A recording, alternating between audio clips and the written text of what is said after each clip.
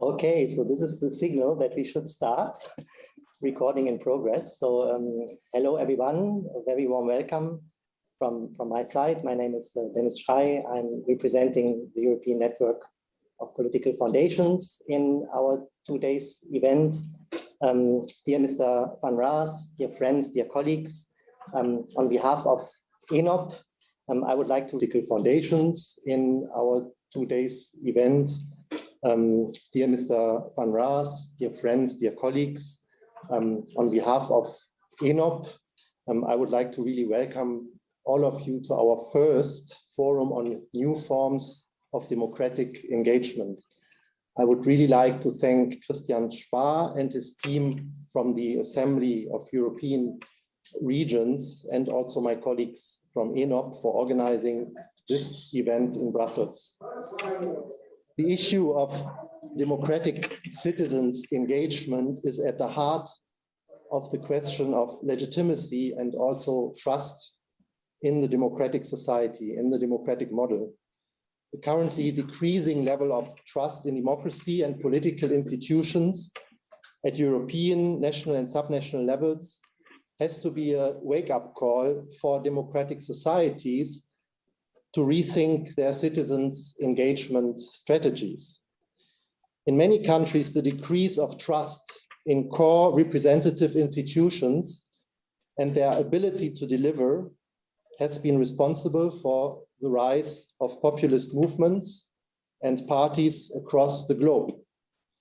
Regaining trust in political institutions is a very complicated endeavor, and one needs to first assess the manifold underlying root causes which can be found at the supply and demand side of democratic societies. Deliberative democracy for sure can be one crucial element to regain trust because deliberation gives decision makers greater legitimacy to make difficult choices. Deliberative approaches can increase public trust in governments and democratic institutions by giving citizens an effective role in decision-making. Deliberative approaches signal civic respect, empower citizens that can make decisions more inclusive. Deliberative approaches can strengthen, of course, integrity, prevent corruption, and help to counteract polarization and disinformation. In our joint forum, we look at deliberative models from different tiers of government with a rather high degree of institutionalization and integration in national, regional, and local government structures. We, as the European Network of Political Foundations, we bring together in our network 53 European foundations from 23 European countries, representing the political democratic spectrum of European democracies. ENoP and its members have a high interest in the topic, as many of our member foundations worldwide, we work in 130 countries with permanent office structures, for over 5 decades in most of the cases. And we have been working in many countries to support peer-to-peer approaches between local governments. And political foundations always played an important role to moderate and also to initiate peer-to-peer discussions between local governments from the global south with local governments of the global north. Tomorrow, 2 of our partners from Morocco and Slovenia will present such trust-based cooperations between political foundations and local governments. For us, the exchange of practices needs to be based on, first, a comprehensive documentation of each case to understand the underlying political, social-cultural, legal and financial framework condition of each deliberative model. Such a documentation facilitates also then replication processes. And it means we should not stop at best practice sharing, but we should go further and think about how to replicate models in different, not only local authorities. And this is not as easy as sharing best practices. I can tell you from our own experience working in Vietnam, Cambodia, and also in African countries on trying to implement replication models. This is just to say that this event should be also the start to think more about how to replicate experiences, deliberative models from one city to another city, from one region to another region, or even from one national government to another national government. We hope that this exchange of practices between different tiers of government and cultural contexts will be inspiring for everyone and will lead to further engagement between local governments attending this forum. We also hope that European stakeholders can take recommendations for the organization of future deliberative efforts. And with this, I would like to again welcome all of you. I wish you 1.5 interesting days of discussion. And we hope that it's a learning process for participants, regions, cities, and also national governments to fine-tune their approaches and to learn from each other. With this, I would like to close my welcome remarks and give the floor to Mr. Funres, the Vice President of the Assembly of European Regions. And I would like then to hand over to the colleague online. Please, Mr. Van Raas, the floor is yours. Okay, thank you. Well, this was a great introduction, actually. It's a great pleasure to greet first for all participants on site and also on the web. The meeting we have today is actually, and tomorrow, is actually of the utmost importance. And having a democratic engagement and closing the gap between the citizen and the decision makers is something very important. So we have to study, and we are gathered together here to explore new forms of democratic engagement, whether they stand on national, regional, or local level. During and following this forum, a series of good practices will be compiled to support the design of participative approaches within the European Union. In consistency with its mission, the Assembly of European Regions co-organizes this forum with the European Network of Political Foundations to bring together actors of deliberative democracy to nurture ideas of best practices in regard to the matter. In these times of change, we must reflect upon new ways to involve citizens and policymaking. We had an example. The youngest of among our citizens taught us a valuable lesson not so long ago by going on the street asking for a new ecological approach on the global side. That political approach, that political engagement can come in various shapes and forms, and it remains a pillar of our democracies. It is imperative for our representatives to build and create new spaces of interactions to face the upcoming challenges for the future. The trust towards our institutions needs to be revitalized and at every level of government. The Brussels Capital Region, and there I give the example, host of the European institutions, has taken innovative initiatives to actively involve its citizens to the decision-making process. This willingness to involve citizens in the management of the city is already reflected both at local and regional level. In June 2021, the government of the region has put on their political agenda the creation of a new department to overview of the citizens' public participations. We call it Service de Participation. And once it will be set up, it will act as a center of expertise, offering targeted advice and appropriate instruments to stimulate and strengthen the use of participatory methods in policy development in Brussels. The Parliament of Brussels has already implemented a platform to facilitate the access to participatory mechanisms. Aside the petition instrument, there are new tools for citizens. We call it tools for citizens' involvement. We have two kinds, the citizen suggestions and the deliberative committees. A citizen suggestion allows the people of Brussels to launch a debate in Parliament between drafted citizens and parliamentarians within a deliberative committee. To do this, the citizen's suggestion must be signed by at least 1,000 people. The committee will result in a recommendation meant to orient future political decisions. The citizens are also due a follow-up meeting 9 months later for the parliamentarians to explain where they stand on the subject so far. From such initiative have resulted, for example, the committees of biodiversity in town and of housing of the homeless in empty office buildings and unoccupied housing. Another example of citizen participation in policy development is the Sustainable Mobility Plan 2020-2030 of the Brussels region. The so-called Good Move Plan was elaborated in consultation with citizens and the civil society.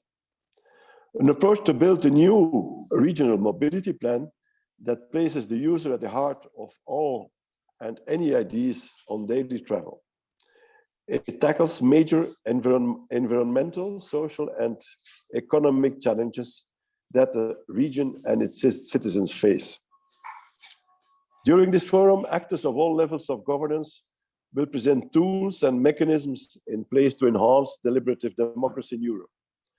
The share of knowledge on this subject is key to define new approaches. We must understand the opportunities and challenges of direct involvement of citizens in decision-making processes. Therefore, I wish you all a very fruitful conference and a lot of new ideas that will help creating opportunities for participatory democracy in our cities, regions, and across the EU. Many thanks for the organization, and let's learn about what the next speakers will will tell us. Thank you.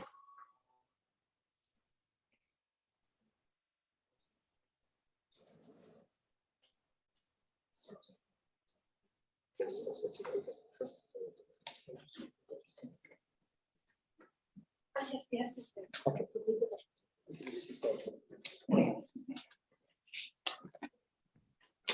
Hello.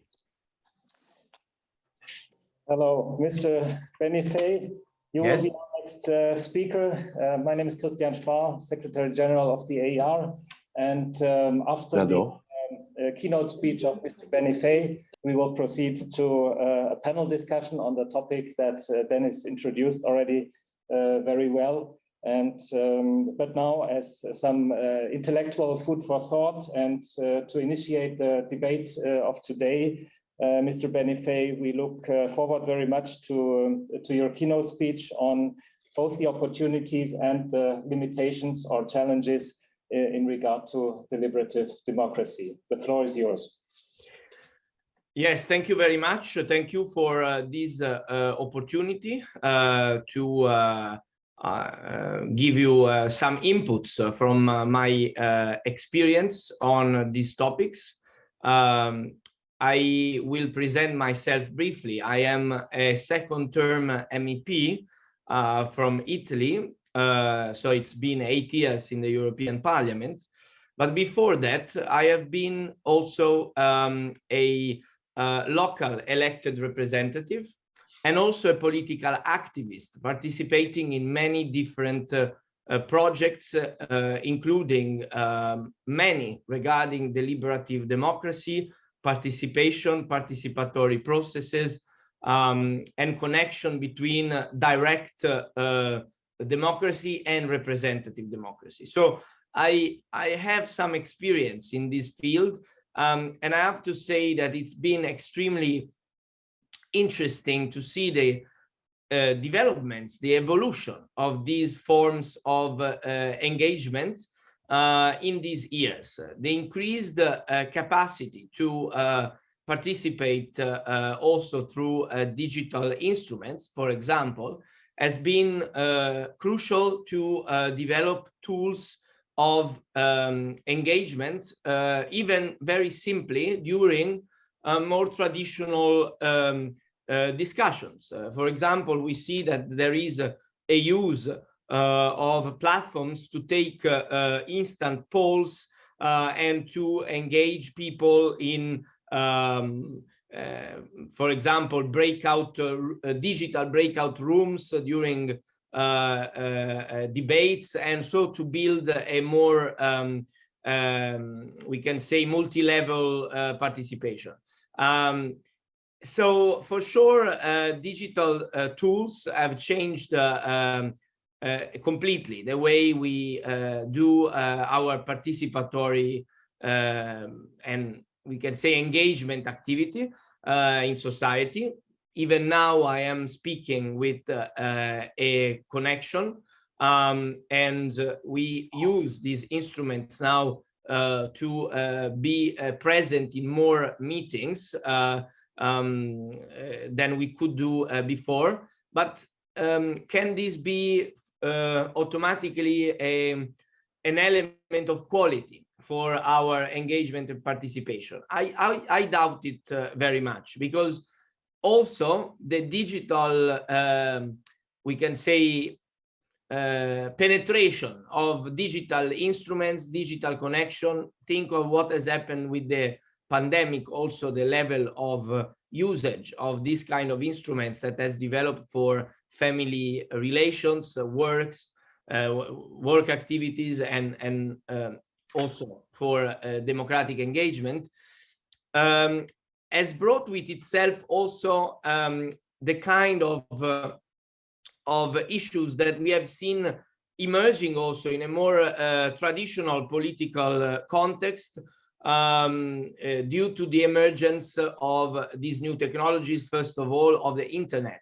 And that is the breaking of all the chains of representation and the conviction of many people, many citizens, young and old, that they could build forms of direct decision on their life through new decisional platforms via internet and digital infrastructure. I'm telling you about a very specific phenomena that we have seen all over Europe with political parties with some success in most of the European countries that were substantially denigrating the elected representatives and were promoting a kind of internet direct democracy. I think that in front of these excesses that I think have failed and proven failing, because the complexity of our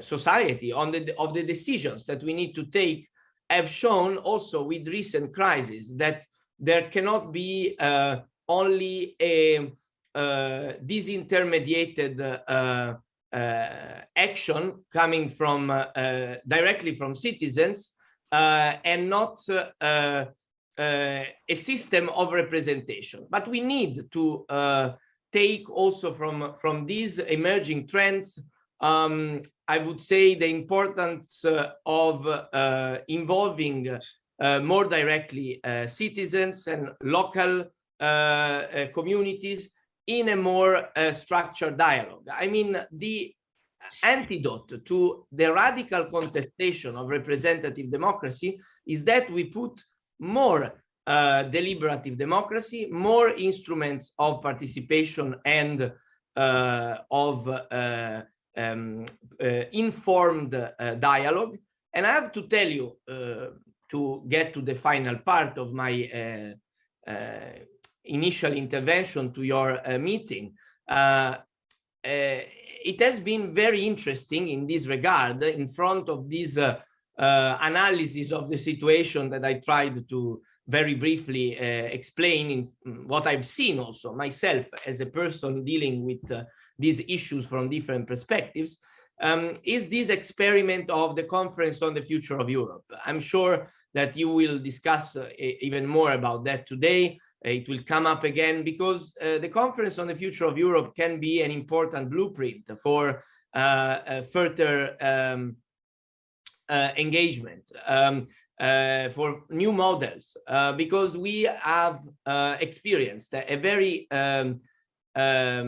interesting experiment where citizens, also non-politicized ones, with representatives of civil society, with parliamentarians and members of government, have interacted in a stable way to discuss with working groups and a more collective meeting, the plenary, the issues of the future of Europe, so in different formats. And the model that we have seen, we have built, as a fundamental flaw that needs to be addressed, but also a lot of potentiality. The fundamental flaw is that the engagement rules were not clear. For various reasons, due to the delicate nature of this conference, for its complicated institutional setting, the way it actually worked was built during its work. This is not something that is sustainable, I would say, for functioning deliberative democracy organizations and instruments, because you need to be clear on what is the purpose of your participation, how are the rules of engagement. So the conference, for various reasons, couldn't be like that as much as we wanted, also from the European Parliament. But with these limits, it has proven, as I said, to have a lot of potentiality. The capability of putting together in a room people from very different backgrounds, in this case with very different responsibilities, to discuss together, to find solutions together. It seems quite obvious that it should work like that, but it doesn't work like that. And so I think that based on this experience, with the idea of building for the future, for example, this was discussed and proposed in the setting of the conference, building citizens' assemblies that can be a permanent instrument of confront and deliberation together with elected representatives is, we can say, also a blank page that we need to write. So it will be very important, also based on the work and the different perspectives and ideas that will emerge from your work of today, to also get some input for the work that the Parliament will be doing, because the European Parliament will present, and I will probably myself have some direct responsibility to some extent on this. I already signaled my interest on the follow-up of the conference, also in terms of new infrastructure for participatory and deliberative democracy at European level, with the idea of having a more coordinated approach at European level.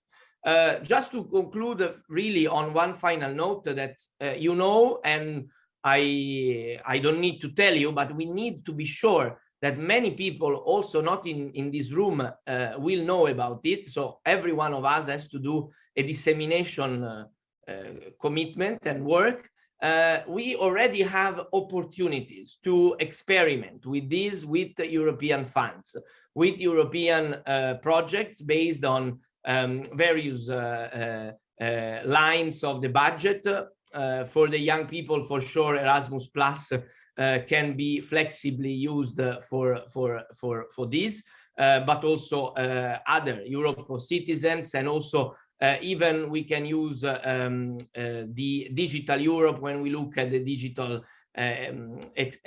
experiments in this sense. So the budget of the EU can be used for more experimentation, but we also need and we need the local subjects, the local administration, the associations to know about the opportunities. But also, as you understood from what I've said, I'm convinced that we need more institutional investment. We need more conviction from the institutions at the highest levels that we need to invest in these, and we need the support of the local elected representatives, local associations, of the territory, as we say often as politicians. But this is something that is crucial if we want to advance in this direction. So I'm looking forward for the results also of the discussion of today. I hope that these few inputs could be useful for the continuation of the discussion, and I hope to see you also.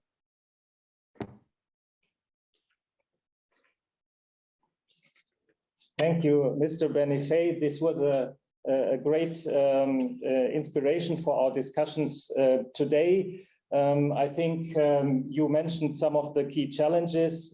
That is not only to find the new instruments and a new infrastructure for citizen participation and dialogue, and actually to replicate the experiences of the Conference on the Future of Europe on several levels of government, also with digital tools.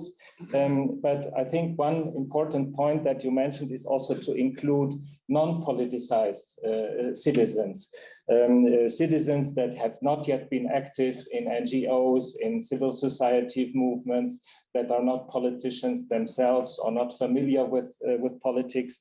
And in some of the AER's member regions, there have already been experiences with such approaches. If I think, for instance, about the model in Ostbelgien, the eastern part of Belgium, we will hear about this example and other examples throughout the conference.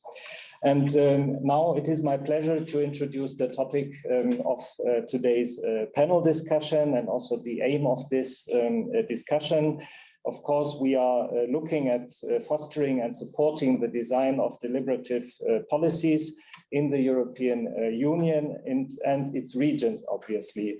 So we will compare the experiences from the Conference on the Future of Europe with national approaches and also with regional approaches. And we would like to capitalize on these successful examples and good practices, not only in terms of sharing them and discussing them, but also to enable some of our regions and also some of the institutions to implement them in the follow-up of the Conference on the Future of Europe. We also need to take into consideration that the European democracies have been threatened by a wide range of factors which have been proving that democracy cannot be taken for granted, not only since the Russian aggression against Ukraine, but we all realize that our democracies need to be constantly defended against populism, against disinformation, and I think the most immediate experience of democracy that citizens make is on the regional and local level. So this is why, in our opinion, in the AER, it is particularly important to create this link between the European level, what is happening in Brussels, and what is happening in the regions and cities. The AER unites 130 members across Europe, regional governments, not only in EU countries. We also have members in the Western Balkans, for instance, in Ukraine, in Norway, in Switzerland, and in Great Britain. And this is also an important aspect of our work, not only to stay in the EU bubble. So these national, regional, and local governments, as well as other public authorities, are continuously encouraged to seek new solutions in terms of a greater involvement of citizens in decision-making. And we believe that the Conference on the Future of Europe has offered an opportunity to bring these solutions forward and to put the regional and local experiences in the context of the Conference on the Future of Europe. So our objectives today within this discussion, and also the examples that we will hear in the afternoon, is to help the EU to formulate deliberative policies, strategies, and approaches in Europe. Also to highlight the opportunities and challenges of direct involvement of citizens, and to discuss the relationship between the citizens' assemblies and the governments on different levels. We will have 4 panelists in this discussion. 2 of them will join us online and 2 on site. I will start with those who are on site and invite them to join me here in front of the audience. We will have with us Toma Šutić, who is a member of cabinet of the Vice President for Democracy and Demography of the European Commission. Welcome, Toma. You had several positions in the public and in the private sectors. Since 2020, you work as a cabinet member of Vice President Šuica. Before, one of your experiences was also in consultancy with McKinsey. I believe you will bring very interesting views to this discussion. We also have with us Marcin Gerwin from the Center of Blue Democracy. Please also take a seat next to Toma. And so he's from Poland and has developed projects for participatory budgeting, but also other forms of citizen involvement in the cities of Sopot and Gdańsk. And then I see now we have our guests online. Warm welcome to Alexandra Dulcevich, who is the mayor of Gdańsk since 2019, and who has also introduced and further developed citizen participation. Gdańsk is a city where these topics are high on the agenda, not least since the murder of the previous mayor, Pavel Adamowicz, and Alexandra Dulcevich, the current mayor, has worked with Pavel Adamowicz since 2006 and now since 3 years in office.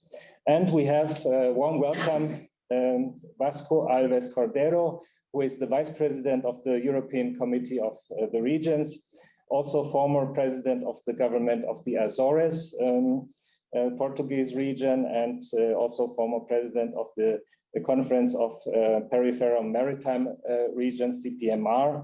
And the Committee of the Regions is a strong ally and partner of the AER. We share many concerns regarding the involvement of regions in policy making. A warm welcome. And now I will join you, Toma and Marcin, here on site, and then we will start the discussion with our guests online. And I would like to give the floor first to the Vice President of the European Committee of the Regions, Mr. Cordero, and ask you what are, in your views, for the European Committee of the Regions, the opportunities for directly involving citizens in democratic processes, and how do you bring this forward in the Committee of the Regions? Well, first of all, I would like to greet you all and thank to AER for the opportunity that it gives me to be part of this debate and this discussion. And I think it's very, very important, mainly in the context, but not only, but mainly in the context of the conference on the future of Europe.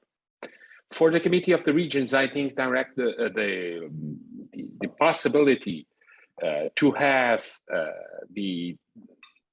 an approach on democracy that could foster, that could improve the relationship between political representatives, political bodies, and citizens is one of the pillars where the European Union should be built. And I think it's important for us to see it both ways, because I understand that the best way to foster this participation is on deliberative bodies.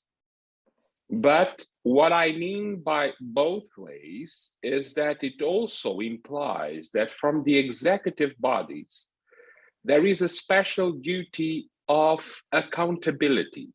of information, of sharing results that could build upon the trust that can be generated by the participation of citizens in the deliberative assemblies.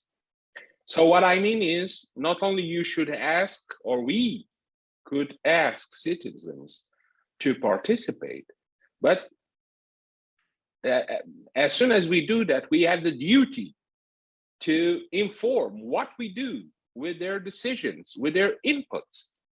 And I think sometimes, let me put it this way, sometimes there is a tendency maybe to diminish the second part and only evaluate the first part. And I think it's important for us because this kind of participation does not only serves an objective of having citizens involved. I think there is a broader context, of course, of strengthening democracy, strengthening the trust of citizens in political bodies. So this would be the first idea I would like to share with you, the idea of having this participation both ways. Second, the Committee of the Regions has participated on the Conference on the Future of Europe. And it has stressed some ideas that I think could be mentioned here. First, the idea, and let me quote one of our former presidents, Karl-Heinz Lamberts, that democracy starts at local and regional level. So local and regional level is, I think, the pillar for having strong democracies across Europe. Secondly, the idea of having the local and regional authorities participating in the European process more strongly. And it is important to set two ideas. Right now, the Committee of the Regions has the ability to participate as a consultative body in everything that relates to local and regional competencies, to the local and regional level. The question is, should not the Committee of the Regions be able, should not local and regional authorities be able to say what they think Europe should be in other aspects, or are they only limited to this idea of, if you have competency on this issue, you can speak. If not, please remain silent. That's an idea that's, it's contrary, I think, to the core of democracy and the core of having a stronger Committee of the Regions. And when I say a stronger Committee of the Regions, it's not the institution, it's a stronger local and regional level participating in the European process. Third idea that was stressed by the Committee of the Regions at the conference, the idea that this level should, of course, be considered more strongly. There is strong possibilities to see the Committee of the Regions not only as a consultative body, but the real political assembly of local and regional authorities across Europe. But it is important that in this exercise of democracy that was the Conference on the Future of Europe, it should not end when the conference ends. The idea of having citizens more involved in the European issues. The committee has a suggestion of building a permanent structured dialogue with citizens is an idea that I think it's very, very important. Fourth, I think we should all be aware there is a danger, a real danger in all this. And the danger is you ask citizens to say what they want from Europe, but then you say, well, you say you want this and this implies some changes, for example, for treaties, but no, we cannot do that. And I think this affects the trust, not only in the process itself, but the trust of citizens in the in political bodies, in political representatives. So I understand. I think I understand the difficulties and the challenges that some of the ideas that came from the conference posed to the European Union. But I think it is important to address this issue of asking citizens to participate and then saying, no, that's not possible, it's not what we are willing to do, in a very direct way, in a very direct way. And fifth, just to conclude my remarks, it is important also, and connecting this with the first aspect that I've mentioned, I think it's very important to improve, and improve strongly, the way the European institutions perform their accountability duty, how they inform citizens what they have done, what this, not only what they have done, but also because it's important, I think, to say, well, we could not do that because of this, this, and this. Democracy is not only saying we promise this and we will fulfill this. No, it's also explaining, I've promised this, I was not able to fulfill my promise, and the reasons why I was not able was that, that, and that. That is also an accountability, performing the accountability duty. So this would be, just to conclude, don't want to take much time, this would be the 5 ideas I would like to stress in this participation and about this theme, thanking once again the opportunity AER has given me. Thank you. Thank you, Vice President. I think this was an excellent overview about the challenges from a European perspective. And of course, we will stay in the discussion with you. We have almost 2 hours for this panel, and the idea is that we have short introductory speeches, then we will engage in a discussion within the panel. But I would also like to keep almost an hour for the discussion with the participants to make it as interactive as we can be. And I think one of the challenges that you highlighted were also a finding of an opinion poll that we ran last year regarding regional democracy, regarding the conference on the future of Europe, where we asked citizens, what would you like to get out of the conference on the future of Europe? And the first or the most highlighted response was, I want to be heard as a citizen. But next to that, there was also the response, I want that my views are being considered in decision making. And I think there, Vice President Cordero, we have the same challenges together. You say, as the Committee of the Regions, we don't want only to be consulted as regions, but we also want to co-decide, and that's exactly what also the citizens want. So we have this challenge on several levels. And then I also find very important the notion of trust, of being able to explain what we do. And if we look at the local level now, if we hear the example from Gdańsk, then my question would be, how easy is that on the local level to explain what we are doing, to hear from the citizens? Mayor Dulcevich, do you think that this is easier on the local level? Gdańsk, as I mentioned, is a city with a strong civic engagement. And maybe you can share your approach, your way of thinking in that regard with us. Thank you very much for the invitation to take part today in this discussion. I'm really glad after this what I heard from my boss, actually, because I'm also a member of the Committee of Regions.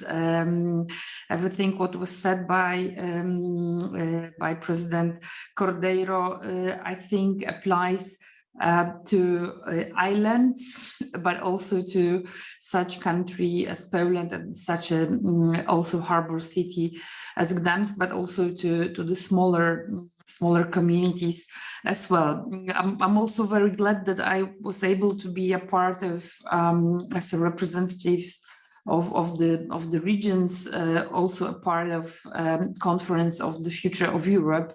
Actually, this was the very first time where representatives of the citizens could express their opinions. But coming back to Gdansk, your question was, is it easy? No, it is not easy. I think that Mr. Gerwin could also share some his experiences because he also was a part of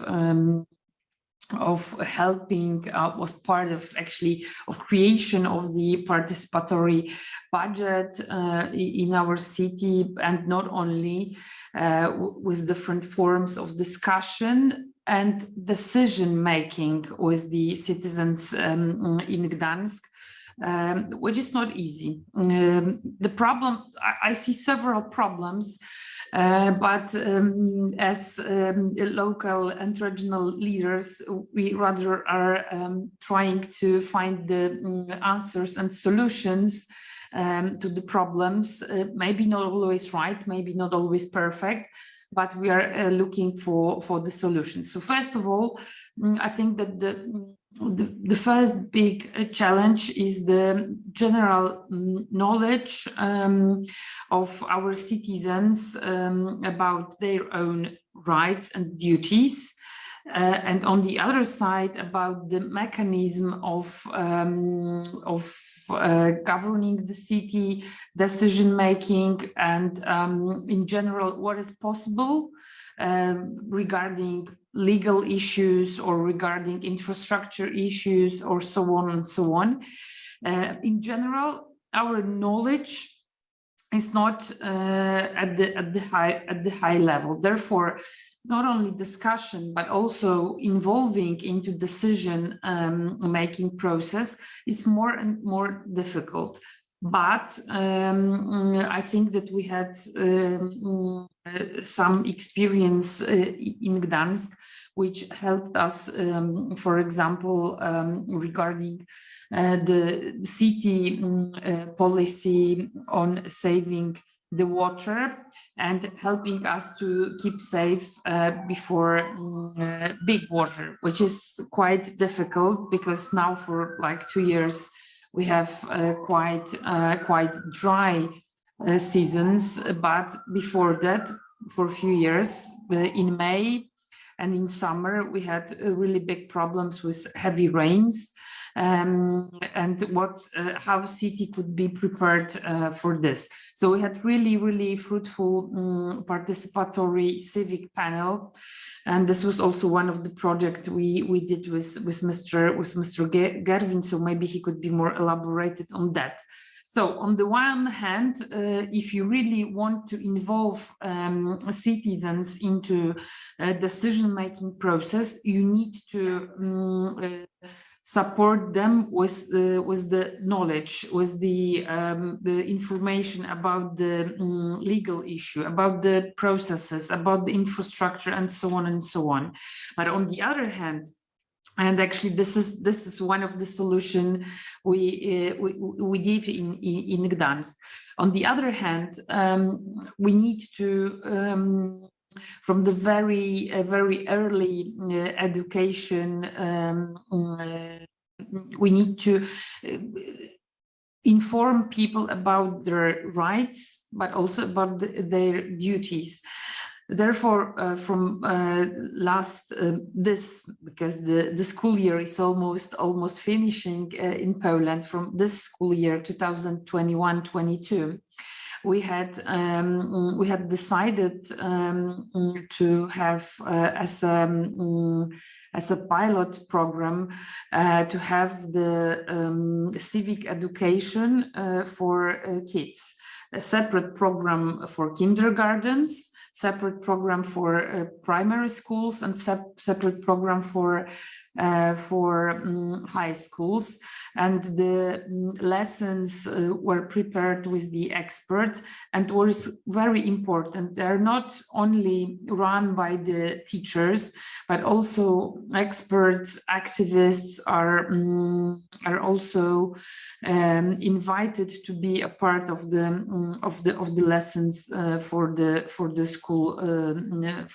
school children. And there are different topics, of course, rule of law, freedom of speech, constitution, but also our responsibility as citizens for the future, for all the issues, for example, regarding with the green issue and ecology, and so on and so on. And so the education, we are going to have next month summing up of this program after this first school year, and we will see what we could improve, what we could change. But I know that we need to continue this because we really need active citizens. Second issue is also sort of education, but also education as a promotion of the good practices, and showing what we could really do. For this, from the very early beginning of this year, we have public campaign, social campaign, Gdańsk City of Equality, showing different examples of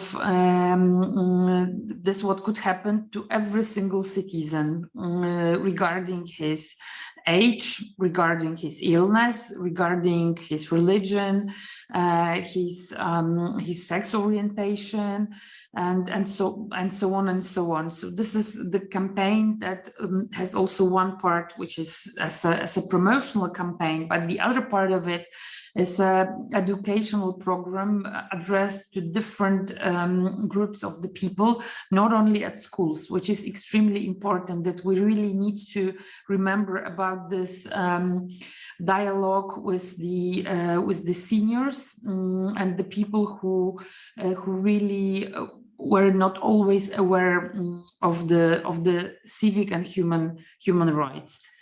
And the third thing I would like to just say, as I present as an example of our what we did, of our work in the city, is integration of immigrants.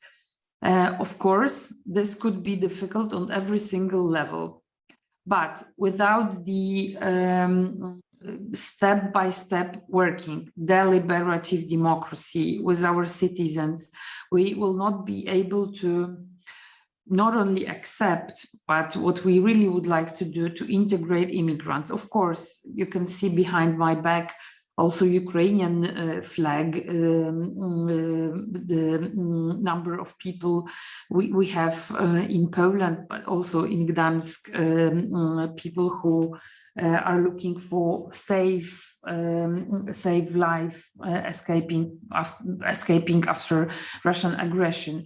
But there are really crucial things that need to be done and accepted by the local community. For example, children at schools, which is not really easy. We have some examples at schools that, for example, in one class where there were 20-25 people, you have now plus 10 children who are from Ukrainian. If without this deliberative democracy, both with children, but also with parents, with teachers, with the whole school community, we will not be able to go through this process. And one closing remark, because I don't want to be too long, because we are waiting for the discussion. Without supporting democracy at this school level, very local level, city level, we will not be able to save democracy in Europe. And this is something really important, but we need this support on every single level. And this is really, really important. I do hope that not only us on this local level or regional level, but also at this European level, we will speak with the same language, standing on the same values regarding this issue. Thank you very much. Thank you, Mayor Dulcevich. These are excellent examples, and I believe you highlighted that, and that was something that also Vice President Cordero mentioned, that information is key to start these processes. If you allow me, I would like to give you a short follow-up question regarding the civic education in schools, with parents, with the school kids. How do you ensure that this civic education is balanced and is free from, let's say, party political influence, for instance? I think that is an important point also if we talk about public authorities introducing such processes. Well, not easy to reply because in Poland we have difficult process of changing the educational system by the government and really involving certain ideas into school programs. Just let me be very diplomatic in this way, because I don't want to go very much into political discussion right now. But coming back to our program, on the one hand, it was a reply to the need we see. I deeply believe that it will not be fruitful in 1 or 2 or 3 years, but maybe in 5 or 10, we will see the fruits and results of this program. How we can restrain from certain ideas or politics? Well, this is why I'm not the author of this program, because every single mayor, no matter what we think, is also a politician.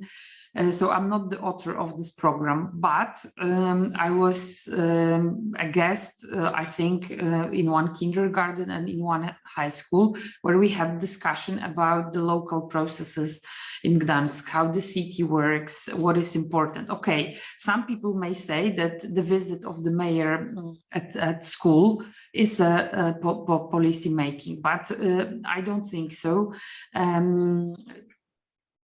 The simplest thing we did is that we asked experts to prepare those programs, experts and non-governmental organizations.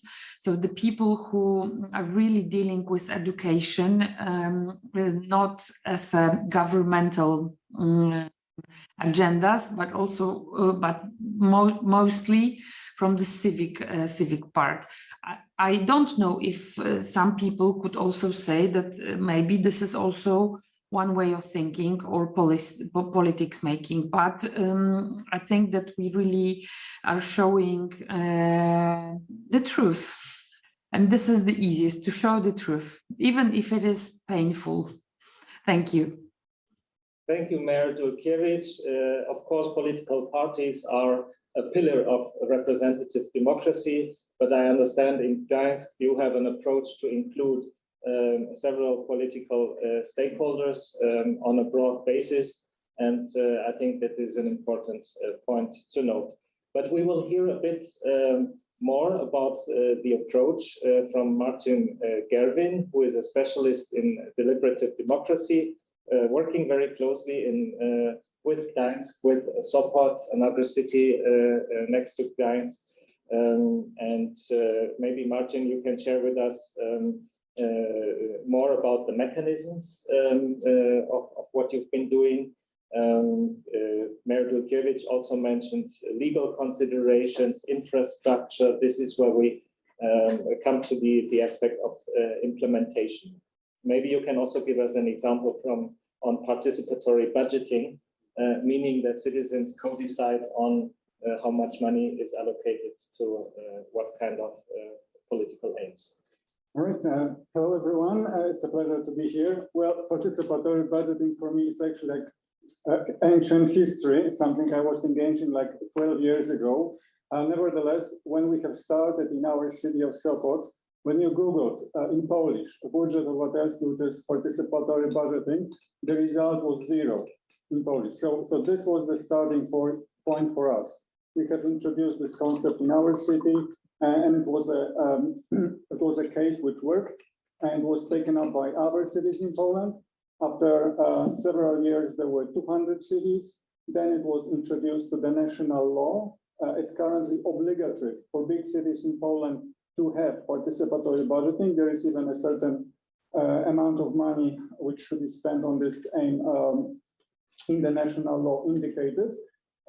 It's not like all my work. My focus was to do it well in Sopot, and then it just spread as a good positive example. But then I also realized that in order to have like the decisions to be well thought out, the element of discussion is crucial, and it did not really exist. So there were some like open meetings during participatory budgeting process, but the group was not representative enough. So that's why also it was my conclusion that open meetings are nice. They're a good addition to the participatory process. Nevertheless, my focus is on democracy. And I would like to share a little confession with you. With regards to democracy, I realized I'm kind of very conservative, because I believe democracy is about people making decisions with regards to their lives. It's not just electing their representatives. And I believe that the system which is truly democratic allows people to make actually decisions. Dialogue is nice, dialogue should be included in the process, but there should be also legal mechanisms for people to make binding decisions, such as referendum. However, the process of a referendum does not include this aspect of learning, listening to experts. It may to some extent, but it's not as in-depth as the Citizens' Assembly process. So what we have also heard from the previous speakers is how important is this initial part where people can learn about the topic, where they can learn what is possible from legal point of view, what are the budgetary constraints, and so on. And all of this is included in the process of Citizens' Assembly. And this is something that I'm currently focused on. Thanks a lot, Martin, Gerwin. And I think it was very good that we had a follow-up on the local level and to hear about the organizational needs also and the methodological approach. And I believe that we will hear more about this in the course of our discussion. Now let's widen the focus a little bit again and go back to the European level. Vice President Schulza has been in charge on behalf of the European Commission on the Conference of the Future of Europe. And that has also been a concern both of the Committee of the Regions and the AER and other regional stakeholders to make sure that regions and cities have a voice in this process. Our President, Magnus Berntsson, who will join us this afternoon, has also been a delegate in the plenary of the conference. And so that is now an opportunity to hear from you, Toma, about how do you think that the experiences with the Conference on the Future of Europe, and maybe you highlight a few of these experiences, how they can inspire other levels of governance, the regional and the local level. Thank you. Thank you, Chris. And it's a pleasure to be here with you. It's a pleasure also to listen to all of these interesting discussions and actually to see how very close they are to the thinking and to the reflections and to the challenges that we have been faced with when creating and then running the Conference on the Future of Europe. As you know, it was the biggest exercise in deliberative democracy, and it was the first one. So there were many, many things we have learned from the process, and many things that we think have a potential to be better. When it comes to to the learnings of the conference and how they could be applied to the local and regional level. First of all, I think the conference itself drew a lot from the experiences of the local and regional level. We have used in the setup of it, we went around, looked at how are people doing it in Europe. There's 30 years of experience on this being done, at least, and we were inspired a lot by many of the local practices. So I think it goes definitely both ways. And an important element is this element of inclusion of all of the various stakeholders, and this old adage that all politics is local is definitely true, but it's also true that all democracy is local. So in that sense, I would agree with what you were saying earlier, Martin, that we should find ways in making sure that people can identify with the decisions that are being made. And Conference of the Future of Europe is one of those ways in which we have tried to ensure to bring in the various stakeholders. Now, it was a major exercise and a major event, which isn't with the kind of resources that perhaps are not available to local situations. And that's why it's important to, when we think about deliberative processes, make sure that we are really tailoring them to the situation and to the problem that we are facing. Of course, if possible, and whenever it's an opportunity, it's excellent to bring in experts and educate the people who are participating in the process and guide them through through a facilitation way. And I think that goes back to what Dennis was saying earlier about the ability to replicate some of these processes. And there we can help as the Commission, but we also need the help of everyone else. And that's why I think your European Network of Political Foundations needs also to contribute and bring the people together and really help with this specific element of replication, of bringing in the experts perhaps across, allowing some of the smaller situations to benefit from the expertise that is certainly present around Europe. So that would be certainly something. And I wanted also to touch upon the element of feedback, because I think that's very important. And as we designed the process of Assemblies of Europe, from the very beginning, the Vice President Šuica, running the conference on behalf of the Commission, has always been saying we need to make sure that we also tell the citizens how are we going to implement their recommendations. We will listen to them, we will guide them through the process, we will give them an opportunity to say to speak their truths on the various elements of the various topics that are of their concern. But then we also need to ensure that there is a very clear way of going back to them and saying, these are the things that we are going to be doing on what you have done. And I think that goes back also to what we have heard before. There's certainly a very, very large number of topics that have been raised in the conference that we have heard about, that the various European institutions are already working on. And that goes back to the issue of communication. We have defined or we have found that there is a lot of communication gap. What Mayor Gans was saying, there is a little bit of a need to educate the citizens. How we have defined it is a communication gap.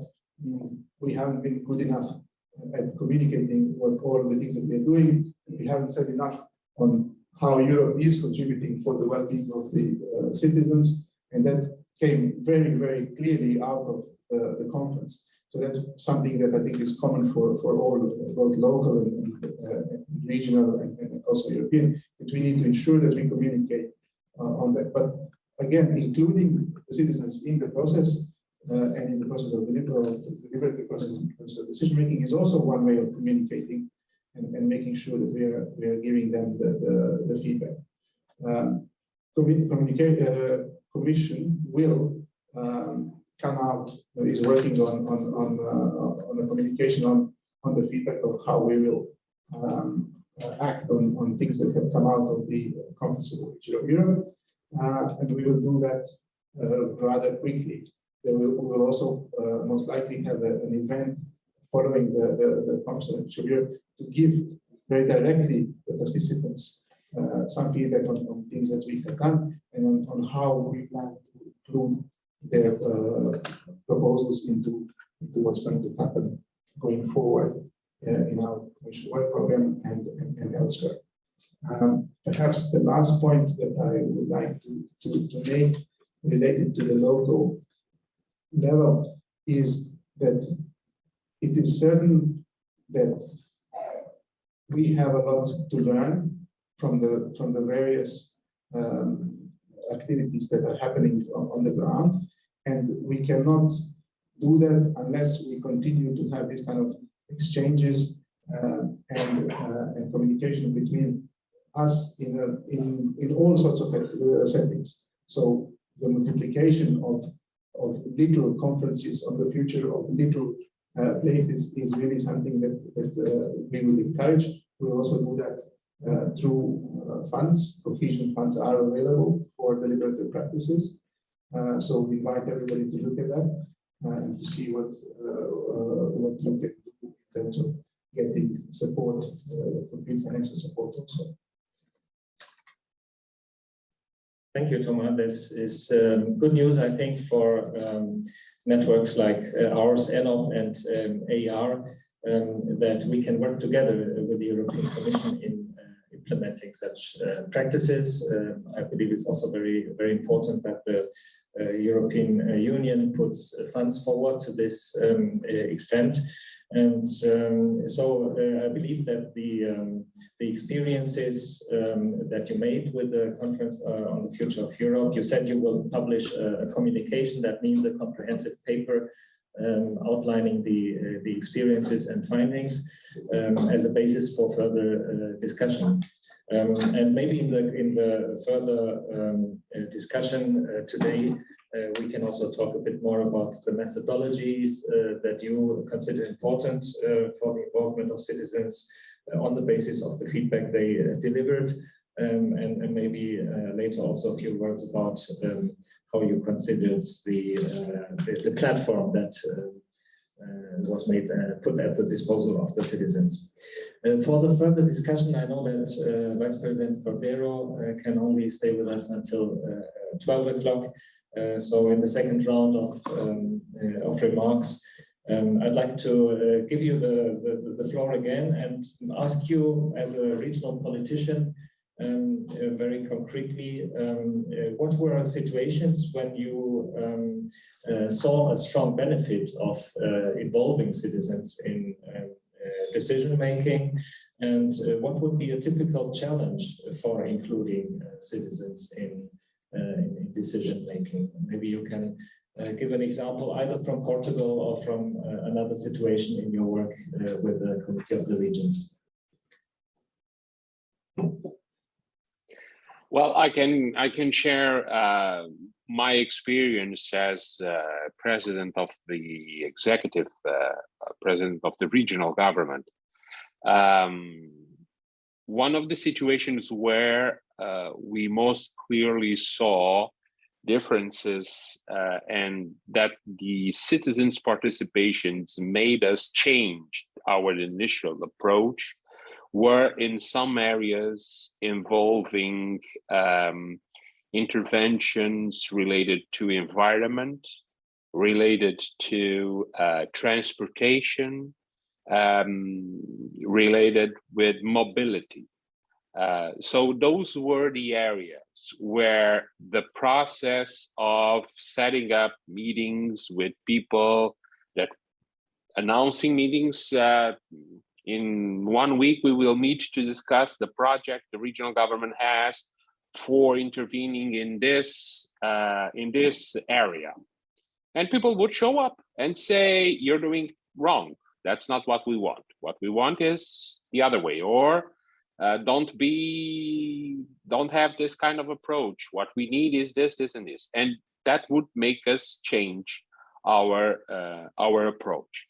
These opportunities, and I would like to stress this point because I'm convinced it's very important. These opportunities would also serve, because it also happened that we were able to explain why this is our option. So information with people, sharing information, explaining why are we deciding this way, or why do we intend to decide this way. So this idea, those were some of the areas where we had this opportunity. I would like just to if you allow me, of course, to go back a little bit about the participation of local and regional authorities in processes like the one of the Conference on the Future of Europe. I think it's important, and it was a risk. I don't think it was, it happened, to see local and regional authorities only as an instrument, as someone who can provide better conditions to the communication between European institutions and citizens. I think that's a real danger, and that we should be careful addressing this, because it is one of the areas where local and regional authorities also have a role to play. Secondly, it is very important, and this is something that I would be very careful, if I may.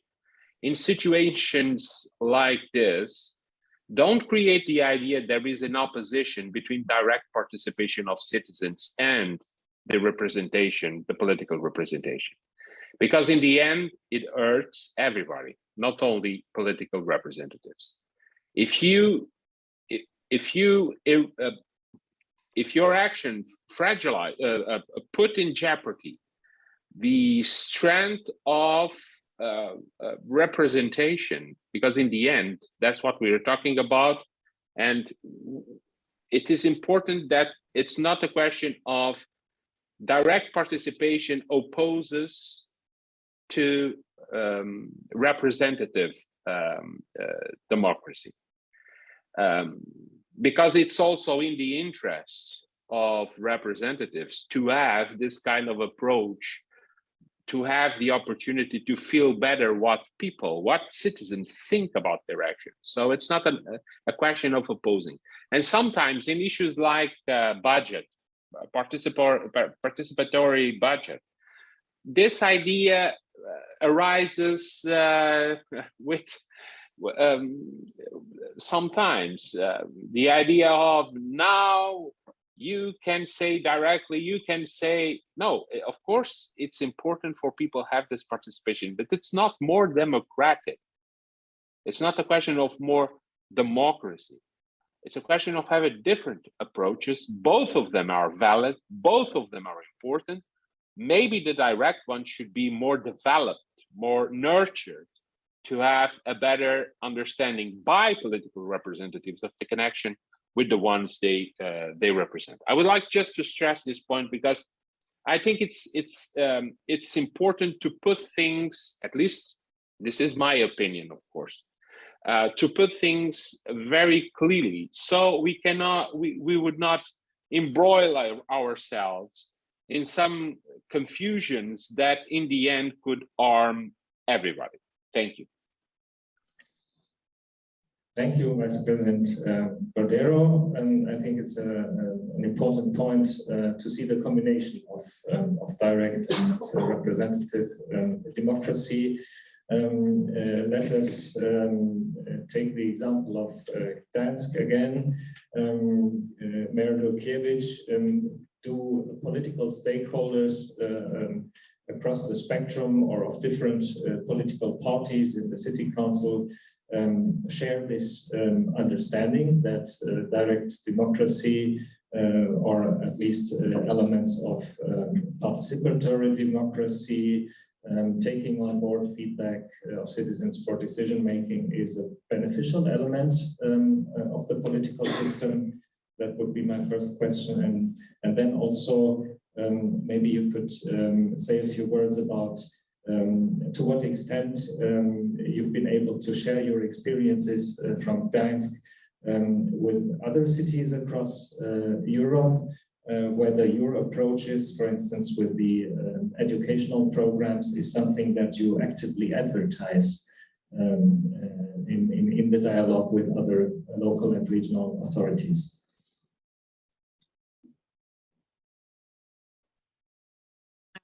Thank you very much. So maybe I will start from the second question. This is not that we are inventing something totally new.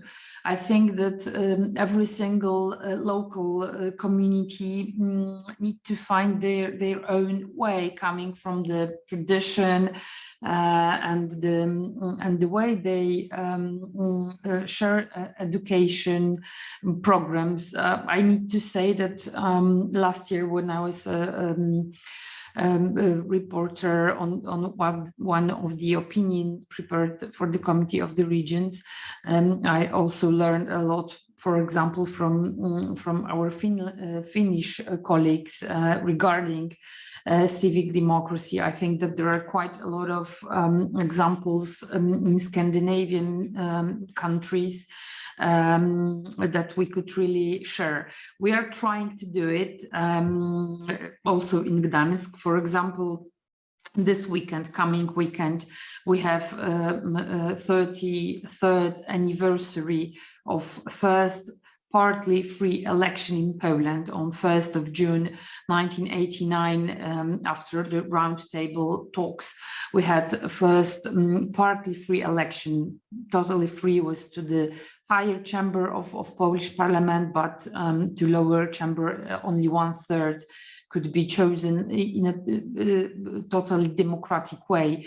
But on this anniversary, of course, we can talk about the history, but what we are trying to do is to create a sphere, a place where people could discuss on crucial issues for the society: education, free media, freedom of speech, equality, gender, psychological problems which we have, especially among young people, ecological issues, and so on and so on. So this is what we deeply believe that we really need in Poland, through open debate. So we are actually looking for good examples, but also we can also share our examples, and this is what we are doing among different colleagues and all around Europe. But coming back to your first question, in Poland, in general, we don't have really a high percentage of people taking part in the election. Lower percentage of people being active in any volunteering, non-governmental organizations, being active in their local community, and so on and so on. So we have quite a lot to do.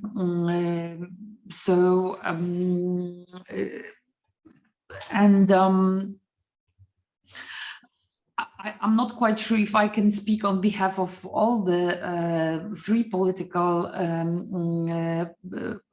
forces we have in our city council, but this is quite obvious that no one wants to share the power with the others. This is, I think, this is the way human beings are constructed. But I think that in some issues and some groups are more open than the others.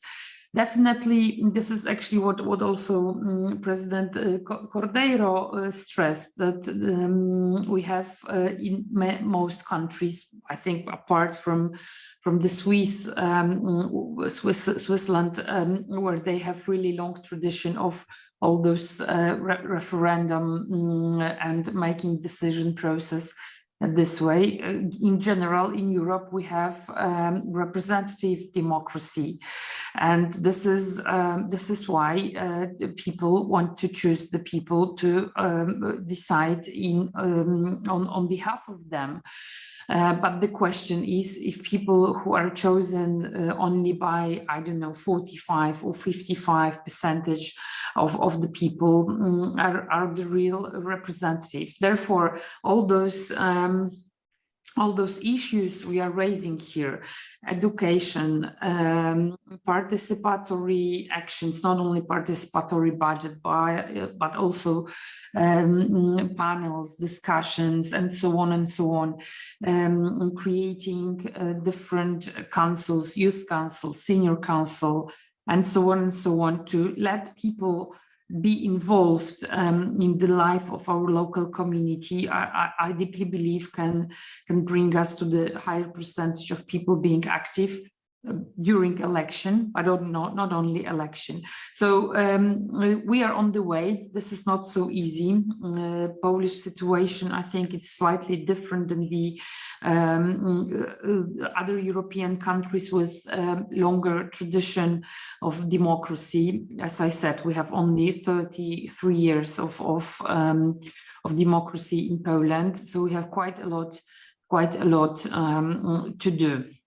Thank you. Thank you, Mayor Dulcevich. On the other hand, the Polish constitution, if I'm right, is one of the oldest, if not the oldest in Europe. We will have definitely a tradition of democracy that you're keeping vibrant in Gdańsk. Maybe to go back to the tools of deliberative democracy, Martin, we have just spoken about the fact, Mayor Dulcevich mentioned that it is necessary to involve different groups of the society as different groups of the society, but I assume it is also important to have an overall vision of how to reach the society. And nowadays, digital tools are very important in that regard. We heard very briefly about the platform that has been established for the conference on the future of Europe. I imagine it's something completely different on the local level. I just saw in your face a reaction that was a bit like, don't ask me about digital. What does that mean? Okay, so from my perspective, the personal contact is so much better. We have done a complete citizens assembly online in the city of Poznań in Poland, and like our whole team concluded, what's a difficult English word, anonymously, like 100% support, never again. So even though it was successful, right, we had good recommendations and so on, but it's so much better to meet in person.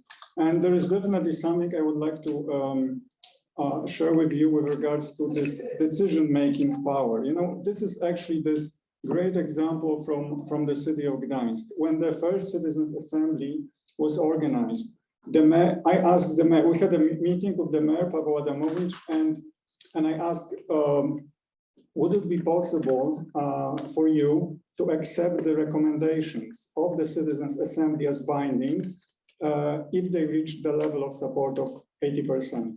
And he was thinking for like 2 seconds and he said yes.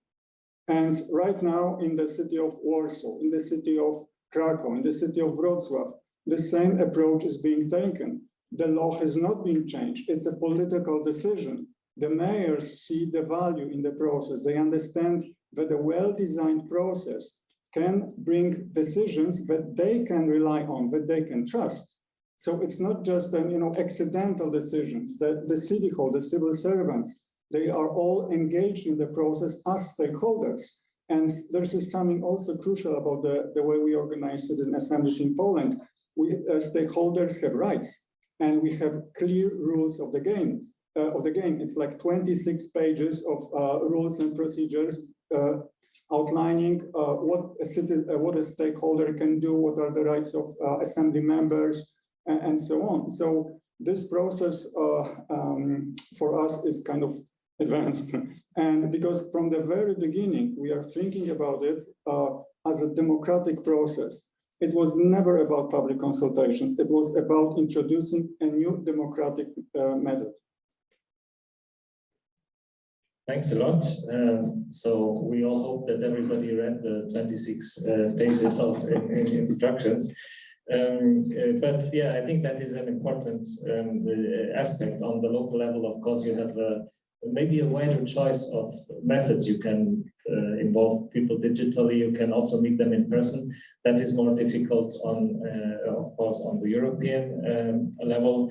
And going back to Tomasz Szutic's experience with the Conference on the Future of Europe, maybe you can say a few more words about the methodology that has been used, the online participation of European citizens from different countries.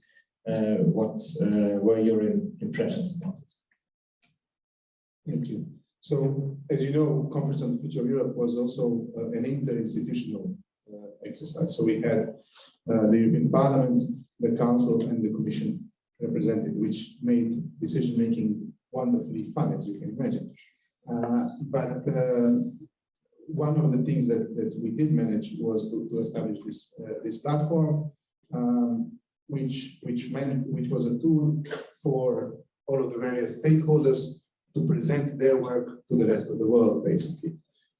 It was allowing people to say, okay, this is my idea. So just present an idea and then allow others to comment on it and discuss on it. Then it was also a tool where people could come together and say, we're going to organize an event and a discussion on something, and then please come and join us. And then again, start a whole thread of other discussions. And also what it did for us as part of the Conference on the Future of Europe, it was one of what we call one of the 3 Ps, if we want to talk about methodology. So the platform, the panels, and then the plenary. And it fed into the rest of the process. So all of the ideas and the discussions that were generated on the platform fed into the rest of the process. Of course, the platform was multilingual with the important use of artificial intelligence and translation. It allowed also citizens across Europe to discuss with each other in their own language. Okay, admittedly, automatic translation doesn't work well in some languages, but yet it allowed for to translate the main ideas across. And also again, in the deliberations within the conference itself, we had always simultaneous translation, which meant that people were really able to express themselves in their own language, which was very important. And perhaps just to react on what you were saying earlier about having the possibility to impact what is it that comes out of the thing, and in terms of the decision that comes out. In fact, what we have seen also through the Conference on the Future of Europe is that there is nothing to be afraid of. The citizens, as you said, a well-designed deliberative process with informed citizens that are not politically activated will result with completely meaningful, acceptable outcomes. And anybody who is a reasonable decision maker will be able to accept it. It's good to have a certain threshold when it comes to acceptance of certain ideas, and we have seen that also work through the citizens panels in the conference. And once you have those ideas accepted, it's actually, as I've said, you will see that many of them are already being worked on, and the citizen input is rather an orientation in terms of the direction we should take and how to perhaps prioritize certain actions within the work that's already being done. Many thanks, Tomasz Šutić. And now I think let's take the opportunity to take a few questions from the audience. We can always go back to discussing amongst ourselves, but I think now it's much more interesting to hear what the participants have to ask, or maybe also make short comments. And the floor is open. Please raise your hand if you have a question. I see already one question, and so you're first, then you, and please. I give you the mic, but as well, I might ask you to go a bit closer because the area, the sound is only captured there closer to the. Yes, so you are invited to come in front of the audience and briefly introduce yourself. Who you are, what you do, and then you can ask a question to any of the panelists. Vice President Cordero is with us until 12, and otherwise we have half an hour more until 12:30. Thank you very much. My name is Stefan Wittgenau. I'm working with the Foster Europe Foundation in Austria, in the east of Vienna, and I'm president of the Danube Civil Society Forum, which is a civil society forum in the framework of the EU strategy for the Danube region, one of the macro-regional strategies. And in this capacity, I'm working very much with Ukraine, of course. And you want me to sit down? No, you can stand in the middle actually. Then the online participants, or okay, you go next to this plant if you like. Then the online participants can see you also asking your question. Okay, so in this capacity, I'm wondering, under the permission that Ukraine is building, not rebuilding, but building a democracy and trying to decentralize quite for some years, and it's already being followed even by reports from the Commission and other institutions that this is quite a successful and promising effort. My point is, how can we, with the tool of deliberative democracy, support this local and regional level approach of fostering democracy, especially in terms of reconstruction, where we have to do, not we, but the Ukrainians have to have very decisive decisions to make that are decisive for the next 15, 20, 30 years. So how can we apply this? This conference and other conferences are triggered too by the approach by Russia to destroy democracy, growing democracy in a Russian-speaking country. We have to withstand this. This is clear. How can we support this?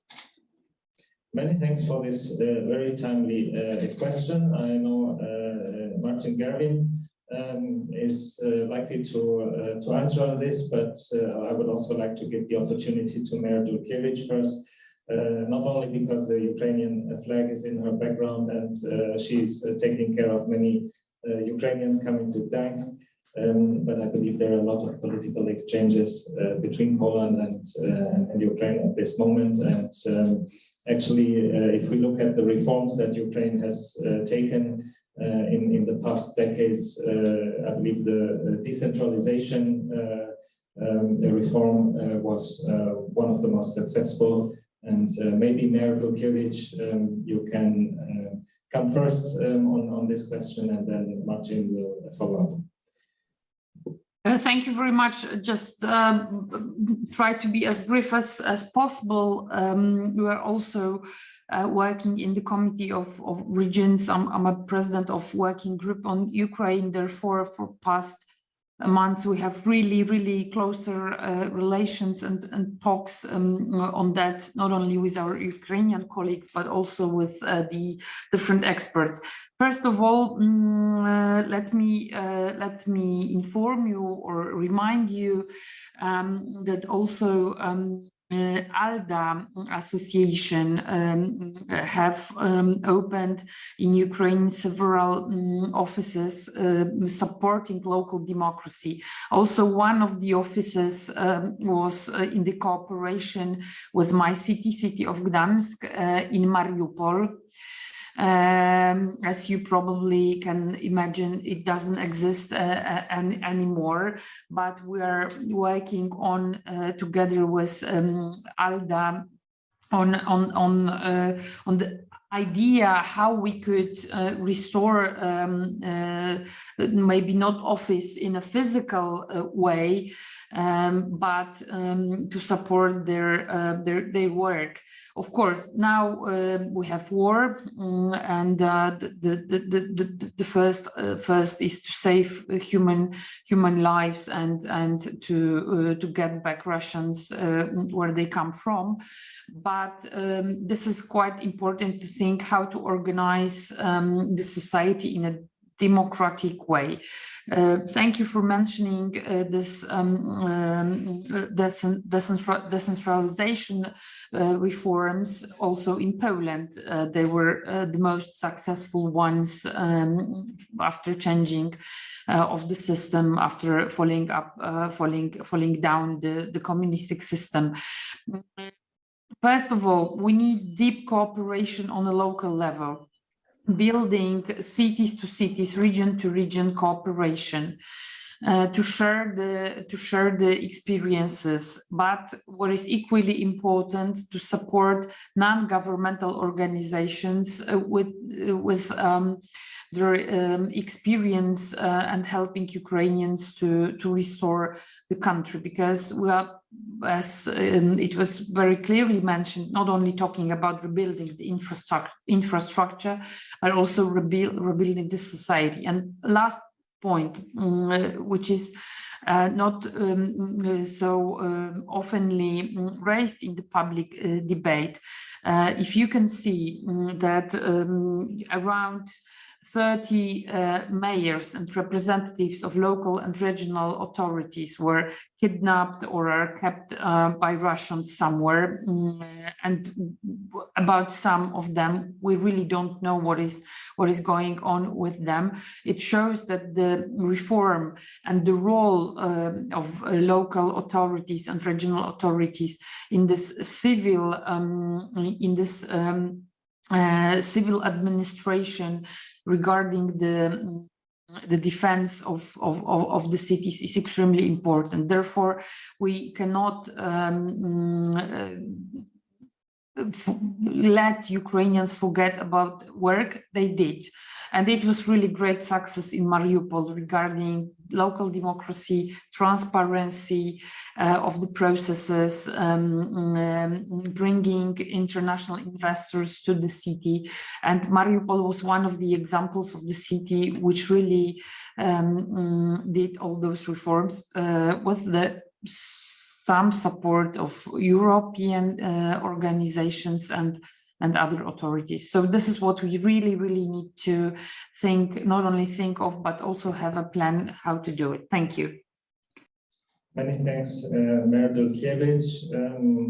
I believe we would also like to involve the example of Gdańsk in another event that we are currently preparing. On the 17th of June, we will have a webinar bringing together EU institutions, AER member regions from the EU, but also member regions from Ukraine, to exchange with which approaches have been successful in supporting Ukraine in these past weeks, and how we can match the needs and the offers in a better way. So I believe our offices can be in touch, and if there is an opportunity to involve you or another representative of Gdańsk. Then Martin Gervin, very briefly, and then we will proceed in a way that we will take questions from the venue here, but also from online. We have a couple of questions online already, and we will do this in sort of intervals online and on site. So Martin, please. All right, so there is something I would like to share with you as an idea. what if the funding for reconstruction, after we have peace, right? The war is over, we have peace, and there is money going to Ukraine. There will be lots of money going to Ukraine. What if this funding was linked with citizens' assemblies? For example, not everything, just some of the money. Let's say the biggest projects, like there are millions of euros going to a certain kind of a city. You can receive the small of money and spend it on whatever you want. But the big money, you can spend it on what the Citizens' Assembly has pointed out as the most important projects. This is the idea that I think would be worth considering. And this is something I would definitely like to see in the European Union, because there are the cohesion funds. Why not link them with citizens' assemblies? There is money, as Thomas had mentioned, for organizing these processes, but it's not the same as linking them, like obligatory. So these are the cohesion funds. Small money is for you, you can do it whatever you wish, but the big money needs to go through the citizen assembly. So this is something I would like to share with you to consider. Many thanks for this very good suggestion. Now we go to our first question online. We have a question from Bert McKenzie, and this would be for any panelist, but I believe Vice President Cordero is very well placed to answer it. How are you successfully promoting citizen participation activities, particularly towards non-politicized participants and those with a lower level of trust in institutions? How do you engage with them? How do you promote these activities? Well, I think from my experience, if the issue appeals, and sometimes the appeal is to reject or to oppose to some kind of action that is planned by government, people have a participation. So, but you must create the opportunity, and I think that this is one of the biggest responsibilities political representatives have, political institutions have. You must create an opportunity for people to say how they see that issue, what's their opinion. And sometimes, of course, it happens. Sometimes the position is not about the issue, it's about the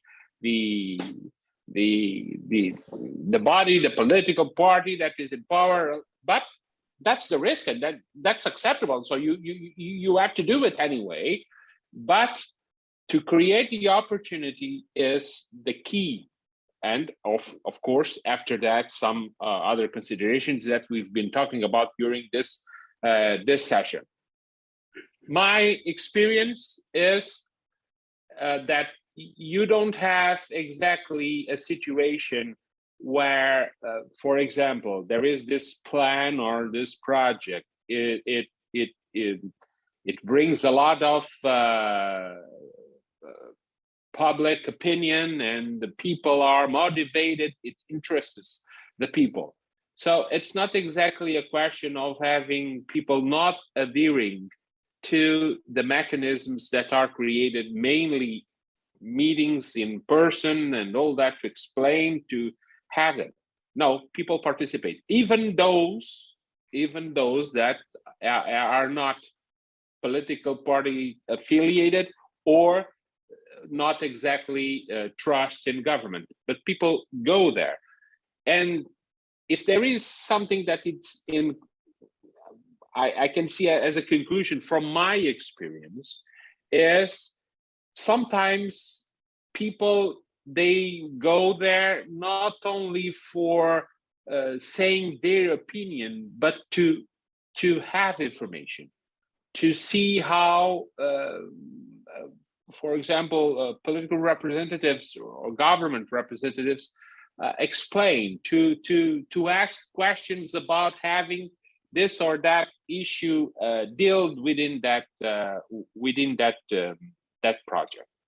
There was one other experience we tried here in the Azores in the regional government, and it was with our administrative powers, we have a regional parliament. It has powers, and the regional government, does not have the power to approve legislation, but only to propose legislation to the regional parliament. And one of the experiences we've made was every proposal that we've made to the regional parliament, before being proposed, when it was in discussion within the executive, was put on consultation, on public consultation, and in that case, digital tools help a lot to say. And in some cases, I can say that some cases there were issues brought by people on that consultation that helped us to improve, to consider possible effects that were not in our first analysis. So I think it's always better to have this kind of consultation, in-person meetings, providing information, even for people that are not politicized, that are not a big fan of government. But it's always better to spread information, to have the information running, to explain yourself what you're doing, and to gather inputs from people. Thank you. Many thanks, Vice President Cordero. I know that you and also hear that Mayor Dulcevich have to leave in a few minutes. Let us see if you agree, if there is one more question to one of you. I see we have a question here in the audience, right? Then please come forward. And I invite you here at you do have a free chair, you can do a fishbowl, huh? Yes, indeed, please. So, hi, my name is Patricia Scherer. I am the Director of EU Relations and Projects at EFOC. EFOC has been heavily involved in organizing the citizens' deliberations at the Conference on the Future of Europe. I myself am actually the stakeholder engagement lead of the Climate Pact, where we have been designing peer parliament approaches to talk to citizens about climate. I'd like to ask Mr. Cordero and as well Mr. Šutić a question: what is actually the game changer for policymakers to embrace citizens' deliberation? Because I've had the privilege in my career to have several hats: a so-called stakeholder, as a social partner, as a civil society representative. And we always hear meaningful engagement is difficult, it takes time, it's capacity building, and so on. And policy processes don't have that time. In the end, of course, we do see that policies that come out of citizen deliberations are very progressive. They have a lot of buy-in from citizens. So what can make policymakers change their minds and really embrace this approach? Many thanks for this question. We will start with Vice President Cordero, then Tomasz Šutić, and in case Mayor Dulcevich has to leave, you have to leave now? Or sorry, but I just had the information that the debate is till 12, and unfortunately I really have to leave. So thank you very much, and I cross the fingers for local and deliberative democracy. Thank you. Many thanks. You contributed a lot to spreading this idea, and I hope very much that we will have another opportunity very soon to discuss. Many thanks to you, and greetings to Gdansk.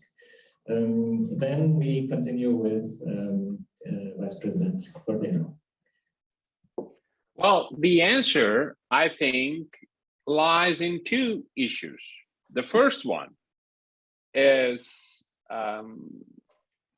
not only about the merit, the political merit of consultation, but let's go to the practicalities. Of course, politicians or political representatives that do this are more trustful by citizens than the ones who don't. So it's a question of their own interest. And if they understand that it's on their own practical interest to have this kind of approach, I think they will do it. Secondly, make it normal, make it common. So citizens will punish the ones that don't do it. So the question has two layers. The one about the merit, the political merit, and it is important. It's not only a question of self-interest, but also it is for politicians, for political representatives to understand that this is the way. Old-fashioned politics, where you had a leader leading the way, knows with a strong administration. No, the age of information provides also citizens with the information that make them able to question. And it is your duty, at least this is my understanding, it is your duty as political representative to use the power you have by having citizens interested, because it makes a difference. It makes a difference. It makes you deliver better results if you have people participating in the process. So I think it's a question of time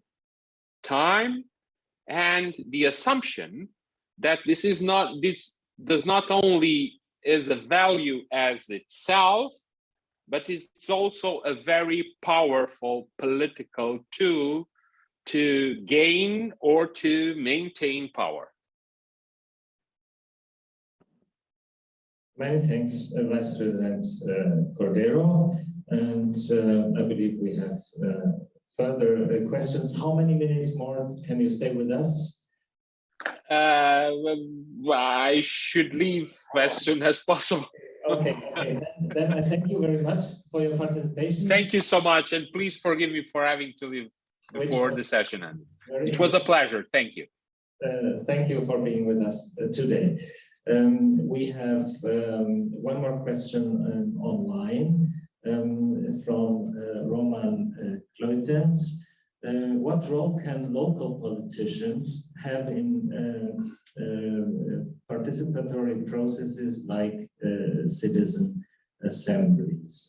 So, but before we come to that question, I believe that we still have Tomasz Šutić giving the other part of the answer and complementing what just Vice President Cordero said. Thank you. So, first of all, yeah, I agree with Vice President Cordero. It is in self-interest of modern day politicians to be including this. But I think, in addition to the elements that you mentioned, I would also add experience. And one of the things that we have seen is that all of those political decision makers that were involved in the Conference on the Future of Europe have actually been transformed. They have really been, some of them have been turned around to appreciate the value of engaging citizens and of giving citizens an opportunity to express themselves and to bring it forward. And you can see that also in the way that the European Parliament and the members of the European Parliament are reacting. They are, let's say, the most active political actors that were involved in the Conference on the Future of Europe, and they are embracing and promoting further such exercises. Also, what the MEP that was speaking in the beginning was saying that this is something that they want to look at. But then there is also an element of policy making, and I think that's important to mention because we can only really transform the decision making if we are able to integrate this type of thinking, the deliberative thinking and the participatory approach at all levels. So we have in the Commission a competence center for deliberative and participatory democracy, which is actually tasked with really bringing everybody in the Commission together, the various decision makers, to understand and bringing the best deliberative practices to them. But this is at the level of policy making, what we call unit level. So really quite low, if you think about the whole hierarchy, because we need to ensure that the people that are really writing the policies are also aware of the value of the inputs from the citizens. But in order to, you said it yourself, it's a costly process. And in order to do that, we need to find good ways to facilitate these exchanges through very simple and digestible inputs from the citizens to the different decision makers. So I think it's about the personal interest, but it's also about the institutional setup that we built. And this is a process and it takes time. But through the experience, through having lived through an exercise like the Participatory Budgeting, the decision makers are also more keen on allowing for this institutionalization to happen. And this is something that we will be seeing, I think, as things go forward at the EU level. Now, the challenge also remains, and this is also why we're here, is how do we bring it to the national, local, and regional levels? And that's something we all need to work on together. Many thanks, Tomasz Rutic. I think, and I strongly believe, having heard the example from Gdańsk and Sopot, but also this afternoon, more examples from the regional and local level. So I believe that we will get inspiration in that regard. And I know that Denis Schrei, I have seen that you have a short comment or a question to the participants. If you agree, we will take first the online question that I mentioned already. What role can local politicians have in participatory processes like citizen assemblies? Of course, I mean, it's clear for everyone that politicians have a role in this. But if I interpret the question a bit, how should they act? How much space should they take, etc.? And maybe Martin, you can share your views on that. Oh, thank you very much. So definitely, when I think about the mayors of the cities in Poland, that the major role would be to initiate those processes and to give a political backing and like a strong political stance with regards to the civil servants. Like there is a whole city hall which is responsible for implementing the outcome of those processes, and they need to be clear that the mayor is really like looking at them and he wants this job to be done well. So this is the main role of the mayor, because from my perspective, it is best when a citizens' assembly is organized by the independent coordinating team. So in this regard, there are no public authorities included in it. However, they do have a very important role to play in the monitoring teams, but it's not running the process. It's just making sure that it is done according to certain agreed standards. So definitely, the idea that cities could take is to include the permanent bodies, such as the Citizens' Senate, which will be described today based upon the example of the Ostbelgien. So this is something super easy, like to organize 1 or 2 citizens' assemblies per year. This is, I think, doable, and there could be a permanent body choosing the topics. So, and it just requires the political will of the mayor. And then there's one more, and it's not just the political will to do it, but it's also the will to do it well. Many thanks. I think that brings us forward. Now, Dennis, please take the microphone. And yes, thank you very much. It's more question and comment. I was thinking about also we are talking about now participatory processes. Sorry, I didn't understand this. Organized by mayors, by cities, by local authorities, and how to include the civic or the administration. I'm thinking more about how to combine efforts also that representative models of democracies, and for the moment still political parties represent citizens in assemblies, in parliaments, in theory. So my question is, of course, also, or not my own theory, but my experience is that we as political parties have at the same time to also start working on deliberative processes. So it means to integrate citizens in discussions on future policies, and also at the local level where we discuss local programs for mobility and so on, because the decision making starts also already within the discussions of political parties. And when it comes to making a local program for a local party platform, our experience is, of course, it's very difficult in these days as a party to attract young people or to attract citizens to a long-term engagement in parties. It's not sexy anymore, or it's old-fashioned. So we have to find ways of making also involvement in decisions as a political party more attractive. Of course, we are taking not decisions, but we are preparing decisions, because we are preparing local platforms, local party platforms, which then we campaign in elections with different other political parties. And therefore, of course, we are living still in a model of competing parties for power.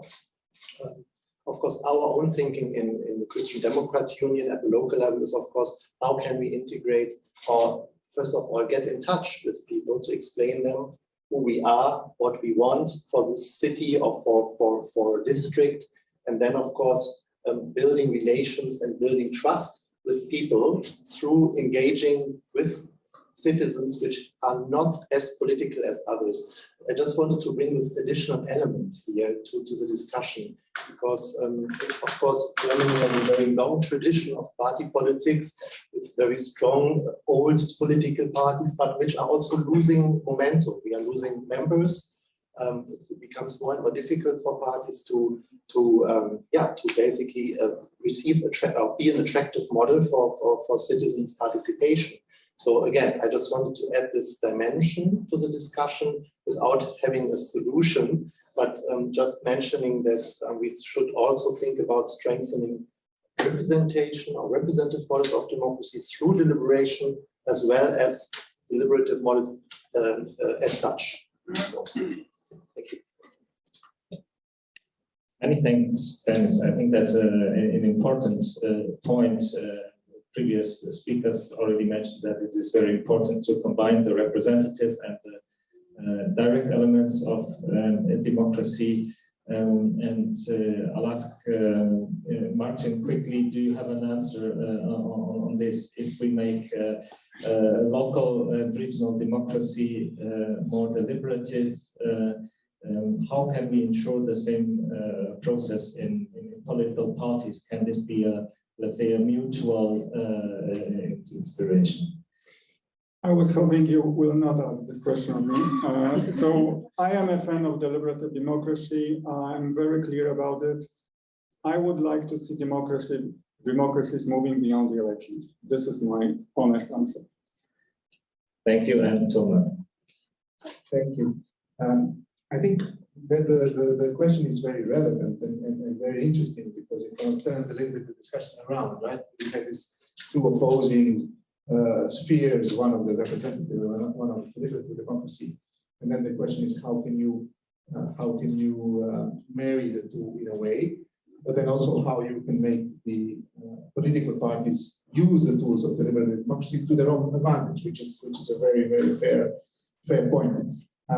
Well, I can tell you that also through the Conference on the Future of Europe, we have seen that it's worked a little bit different the other way as well, in the sense that some of the people that were randomly selected by being called and then gotten out of their village in Italy to speak now in the European Parliament in Strasbourg, so completely coming from the deliberative pool, have really liked it, and some of them are now considering political careers. So it also goes that way as well, in a way. But more seriously, perhaps, if we look at the whole landscape of what we are trying to do, and that goes back to why the Conference on the Future of Europe was started. It was started to make our democracy more resilient, to make it more future-proof, and to answer the challenges of the modern time. One of the challenges is really this integration, and clearly there's a number of other things, but if we specifically work on the parties, clearly the fact that there has been a certain disassociation or distancing to political leaders and to political parties specifically. In order to make our democracy resilient, we certainly have to build up the deliberative element, but we also have to ensure that our political parties and representative side of democracy is vibrant, that it is also free of manipulation. And one of the best ways of eliminating manipulation also within the party is to open up discussion to a deliberative one. So I think it's perhaps easy to say if you're not looking at something from the outside, but it would be an obvious answer that parties should also reflect on how they can use the tools of deliberative democracy in a way that is appropriate for their own decision making, and then use it both to structure the way they are coming up with their programs and their platforms, but also structure the way in which they are communicating and attracting the various people. And I wouldn't be surprised if the modern day citizens found that very attractive. A party that is really kind of seeking out to get their input in a way that is neutral and giving them an opportunity to really express their own views. So, thank you very much. I think that that makes a lot of sense in order to keep the two elements as a good combination, the political parties in decision making and also the citizen assemblies. We have another question from online. Tim Kampf is asking for the successful involvement of citizens in the democratic processes.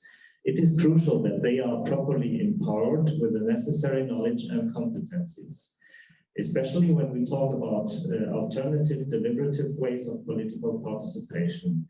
My question is how to ensure this in the most successful way. Civic education is certainly needed, but is it enough? Should we upgrade it, and how? Maybe together with civil society organizations. Martin. Right. So I think there are two elements to it. The first one is the empowerment in the citizens' assembly process, and the second one is the citizens' empowerment in general. So the first one in the process of a citizen assembly is covered by the learning phase, and we have added to it also a skills training phase. So there are exercises for the assembly members to learn more about their role before they go into learning about the topic. So these two elements, I think, cover this, and empowerment is also made by putting them in the shoes of decision makers. This is where actually the empowerment comes from. Now, with regards to the let's say the regular citizens, like people in general, Alexandra Dulcevich mentioned the school programs. I think it is definitely important for young people, for children to learn about the how country works, how the state works, what are the roles of of city hall, what is the role of a city hall, of a parliament. So it's learning about democracy. But there is also doing democracy, which can be included in schools. How? It's enabling kids to choose what they learn. So this is actually what democratic education is about. It's about it's about treating children as sovereign human beings who can choose books they wish to read. Currently in Poland, you have obligatory books you have to read. Isn't it like a revolutionary idea to allow children to choose the books they wish to read? So this is what democracy in practice is about, treating children as sovereign human beings. Many thanks. I think when we make a summary of all the ideas that we are collecting today, I think the list will be quite long. Many thanks for this. So let's check if we have further questions. We have a few more minutes. Is there any more question here in the room? If this is not the case, then I would like to ask a last question to the two remaining panelists, Toma and Marcin. From what has been discussed during these 1.5, almost 2 hours, what was for you the most important proposal or element to put forward? I don't know. The honest answer is I don't know, in the sense that to single out one or two things wouldn't do it justice, wouldn't do the other one justice. But what I can tell you is that one thing that has certainly resonated from this discussion is the need to continue to do much more in this space and to reflect on how we can do it across the board in terms of designing high quality deliberative processes at local level. But then we as the Commission, the Union, what we can do is we can ensure that there is funding, but that there's also education, that there's also support for doing this. And we can certainly use our Competence Center for Deliberative Democracy to do that. And that's something we definitely need to do further. And then also to expand our thinking and to really go full out, if you wish, and see how we can bring the deliberative practices to some areas where we weren't thinking about. And one is political parties, another one is schools. There could be a number of other examples where we can really see how the citizens can benefit from being given an opportunity to have their voice heard. But I think a very critical thing for this and prerequisite is a common understanding, a 26-page memorandum of how do you behave well in this setting, and then also a process that accompanies the citizens or the participants and allows them to learn and be informed about their role in this process and how to ensure to make them really come out of their standard reflex thinking, if you wish, and reflect on the broader picture, put themselves in the shoes of the decision maker, and then make a decision that they think is right. And then, of course, from the policymaker side, ensuring that the decision is then followed up on and communicated back to the citizens. Thank you very much. Also, it was a pleasure to be with you today, and I look forward to other opportunities for such exchanges. Thank you very much. So there is actually one low-hanging fruit when it comes to schools, and this is school parliament selected by law. It's super easy, no funding needed. It can be done in thousands and thousands of schools across Europe. It's just something it can be done like almost immediately. And as far as this meeting goes, I'm super happy about the interest from politicians in deliberative democracy. And I'm not suggesting that we need a revolution overnight. What I'm suggesting is adding new mechanisms for citizens to make those decisions, creating, let's say, those hybrid democracies. We are used to we have, even in Poland, we have binding referenda, but the quality of deliberative democracy is so much better. So let's just, exchange the referenda with the deliberative processes, with citizens' assemblies for making important decisions. And as a first step, I will be happy with this. So thank you very much. Many thanks, Marcin. And indeed, over decades, the idea of how to involve citizens has changed so much, and sometimes it's about changing the tools. This is what I understand from your remarks. And we have seen that, just to summarize a few points from this discussion, we have seen that information is crucial to bring these ideas forward, that there needs to be a lot of education on how citizens can participate in decision making. And it is very important to include all groups of the society, including those who are usually far from politics, who haven't been personally in touch with politicians or with NGOs, etc.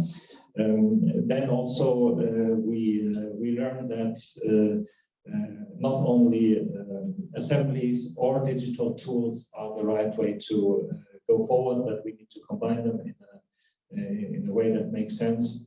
And politicians should not take everything under their auspices, should not control the whole process by themselves, but involve NGOs, involve citizens, bodies in the organization of this process.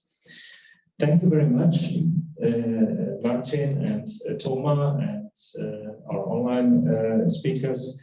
Thank you, everybody who is here in the room, to the participants online for the very relevant questions. And before I invite you to take a lunch with us, just a few words about the afternoon program. We will then have a look at both the national level and the regional levels. We will have after lunch 1:45 examples from Ireland and France.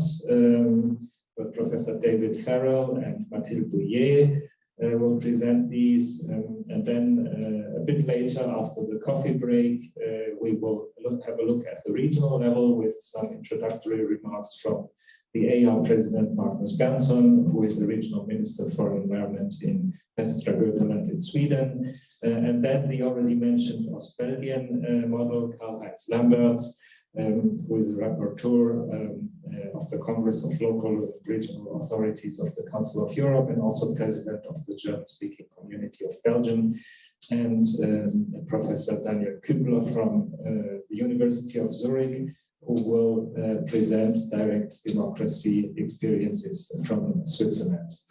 And after very short closing remarks around 5 p.m., we will all invite you for a small reception to exchange in informal ways and to stay a bit longer with us until around 6 p.m. So thanks a lot again, and I think that was a very interactive and fruitful exchange. Thank you.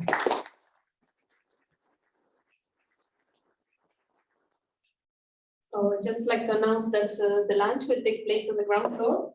But before that, I would like to invite the speakers and on-site participants for a group picture here. And with the online participant, then we meet again 1:45. Thank you.